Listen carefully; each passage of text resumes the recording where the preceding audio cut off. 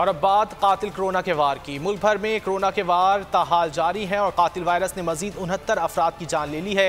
मुल्क भर में कोरोना से मजमूई अमवात 25,604 हो गई हैं। मजीद 3,909 अफराद वबा से मुतासर हुए हैं। NCOC के मुताबिक 24 घंटे के दौरान कोरोना के 62,918 टेस्ट किए गए।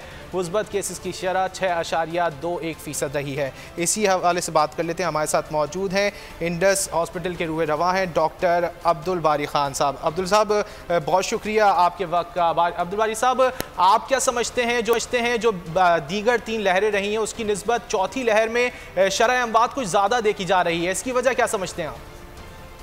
बिस्मिल्लाहिर्रहमानिर्रहीम। बिल्कुल वजह यही है कि ये ज़रा सी बहुत तेज़ी से फैल रहा है और फैमिली इन्वॉल्व होती है और इसके अलावा लोग देर से हॉस्पिटल की तरफ आ रहे हैं, जिसकी वजह से जो है ना फिर सीरियसनेस ज़्यादा हो रही है। तो अगर शुरू में इस केस को, क्योंकि ये बहुत तेज़ी से फैलता है, तो इसलिए शुरू में अगर इसको देख लिया जाए और उसकी ट्रीटमेंट शुरू कर दी जाए तो ये अमवात कम हो सकती थी, लेकिन अनफॉर्चुनेटली ये बढ़ रही है इस वजह से। लेकिन अभी सूरत हाल कुछ प्लेटो की तरफ जा रही है, क्योंकि अगर आप देखें पिछले एक हफ्ते के 7.5 और 6.5 के ऊपर ही ये चल रहा है। बस इसकी हमको SOPs पे अमल करना चाहिए, वैक्सीनेशन के अमल को तेज़ रखना चाहिए, लोगों को चाहिए कि वैक्सीनेट करा दें, तो होपफुली इंशाल्लाह इस वबा से हम लोग निकल के आएंगे। ठीक है डॉक्टर साहब, ये फरमाइएगा कि हम ये तो देख रहे हैं कि जो शरह अमवात है वो बहुत ज़्यादा है, लेकिन दूसरी जानब अगर केसेस की बात की जाए तो वो भी 3,000 4,000 रोज़ाना की बुनियाद पर इस तरह से केसेस रिपोर्ट हो रहे हैं। तो आप क्या समझते हैं कि वैक्सीनेशन तो की जा रही है, लेकिन दूसरी जानब हम ये देख रहे हैं कि SOPs पर उस तरह से अमल दरामद नहीं हो रहा है, तो आने वाले दिनों में सूरत हाल बेहतर होती हुई दिखाई दे रही है आपको?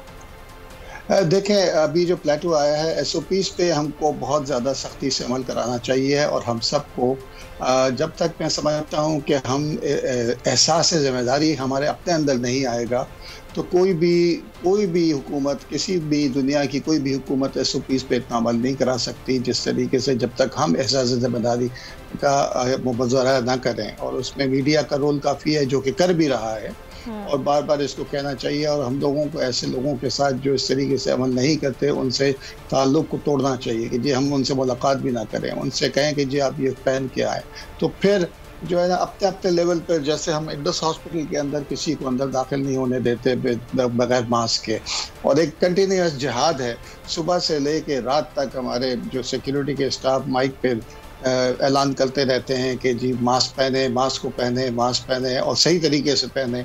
तो ये हम सबको, हर इदारे को इसके ऊपर काम करना होगा, तब जाके हम इस वबा से जान छुड़ा सकेंगे। अच्छा डॉक्टर साहब, एक मसला ये भी सामने आ रहा है कि बहुत से अफराद जो कोविड पॉजिटिव होते हैं वो अपने आप को आइसोलेट नहीं कर रहे और अवामी मकामात पर जा रहे हैं। इसकी रोकथाम के लिए क्या कुछ कर सकते हैं हुकूमती सतह पर और माशरे की सतह पर? देखें, असल बात यही है कि ये तो क्योंकि किसी को पता नहीं होता कि जी कोई पॉजिटिव है। कुछ हुकूमत को भी करना चाहिए कि जो पॉजिटिव है उसके ऊपर नज़र रखे, जैसे दूसरे ममालिक में भी हुआ है। लेकिन ये है कि अगर ना भी पता लगता है ना, तो हर एक को जो है ना, क्योंकि ये एक सोशल रिस्पॉन्सिबिलिटी है, सिविक सेंस है, क्योंकि आप सिर्फ वो नहीं, आप लोगों को कर रहे हैं और अपने घरों में अंदर आइसोलेट नहीं करते तो बाकी फैमिली मेम्बर्स को भी कर रहे होते। तो ये जब तक सेल्फ एहसास नहीं होगा, एहसास ज़िम्मेदारी नहीं होगी, तो ये चीज़ को कोई भी कंट्रोल नहीं कर सकता इस चीज़ को। ठीक है डॉक्टर साहब, एहसास ज़िम्मेदारी की आप बात करें तो वैक्सीनेशन के हवाले से भी हम यही देख रहे हैं। गुज़िश्ता दिनों जब सिंध हुकूमत की जानिब से सख्त पाबंदियों का ऐलान किया गया था तो बड़ी तादाद में हमने ये देखा था कि लोग वैक्सीनेशन सेंटर का रुख कर रहे थे, लेकिन एक बार फिर से हम देख रहे हैं कि वैक्सीनेशन का जो अमल है वो सुस्त रवि का शिकार है। लोग एक बार फिर वैक्सीनेशन सेंटर्स की तरफ रुख नहीं कर रहे हैं।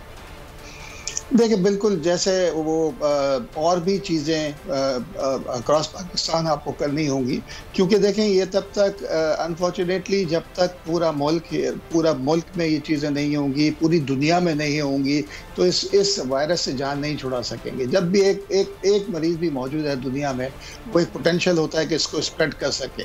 तो इसलिए जैसे कि अभी लाहौर में उन्होंने कहा कि जी हम पेट्रोल नहीं देंगे जब तक कि आप वैक्सीनेशन कार्ड नहीं शो करेंगे, तो वो इस किस्म की और चीज़ें भी करनी पड़ेंगी, क्योंकि ये कौम समझ नहीं रही है, इन स्पाइट ऑफ कि आप भी, मीडिया भी, डॉक्टर्स भी इस चीज़ के ऊपर जोर दे रहे हैं।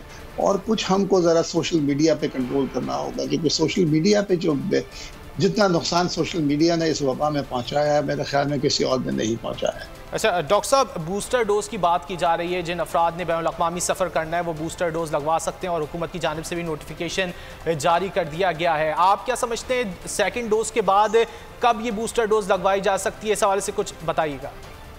देखिए यूजली 6 से 8 महीने की बात होती है जब बूस्टर लगाई जाती है, लेकिन अभी तो हमारे मुल्क के अंदर जो मुल्क में रह रहे हैं उनको पहली डोज नहीं मिली है, दूसरी डोज नहीं मिली है। डेफिनेटली जो ट्रैवल कर रहे हैं उनकी मजबूरी है और उसके लिए कोई रास्ता निकालना चाहिए था, ये पहले निकल जाना चाहिए था। चले देर आए दुरुस्त आए आमद, तो इसलिए मैं समझता हूँ कि जी पहले हमको जोर देना चाहिए जो कि जिनकी कोई मजबूरी नहीं है उनको मुल्क के अंदर हम जल्दी 70% से ज़्यादा आवाम को जब तक हम ना करें, हम आम आवाम के लिए इसको जो है ना थर्ड डोज बूस्टर डोज पे ना जाए। ठीक है, डॉक्टर अब्दुल बारी हमारे साथ मौजूद थे। सब्सक्राइब करें और बेल दबाएं ताकि कोई खबर रह न जाए।